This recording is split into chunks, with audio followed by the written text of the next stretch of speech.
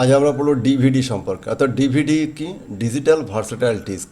অর্থাৎ কি, আমাদের এটি একটি অপটিক্যাল স্টোরেজ ডিভাইস যা লেজার প্রযুক্তি ব্যবহার করে ডেটা সংরক্ষণ করতে পারে। এটি সিডির চেয়ে তথ্য ধারণ ক্ষমতা হতে ধারণ ক্ষমতা করতে বেশি পারে। অর্থাৎ কি, দেখো আমাদের এই সিডি আর ডিভিডির মধ্যে দেখতে আমাদের একই। ডিভিডি,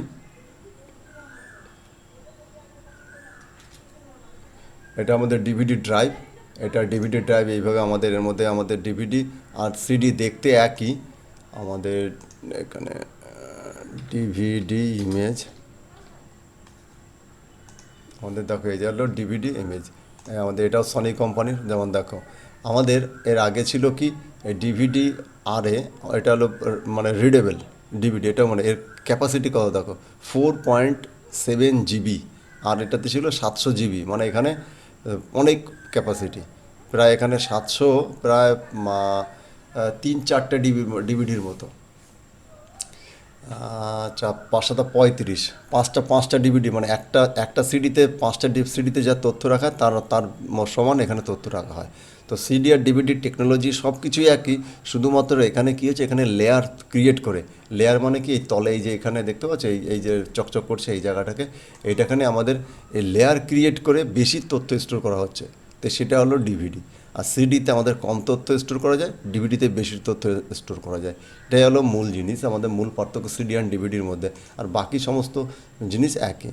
তো ডিভিডির ক্যাপাসিটি কত, 4.7 জিবি, বা ডবল লেয়ার। এবং আবার সিঙ্গেল লেয়ার, আবার যদি ডবল লেয়ার হয় 8.4, মানে 8.5 জিবিও হয় ওতে হয়। আর একইভাবে ডিভিডি দুই প্রকার, ডিভিডি আর এবং ডিভিডি আর ডব্লিউ। ডিভিডি আর মানে আমরা একটাই মাত্র এটাকে একবার শুধুমাত্র পড়তে পারি, রিড করতে পারি, কিন্তু এর মধ্যে কোনো কিছু মিডিয়া ডিলিট করতে পারি না।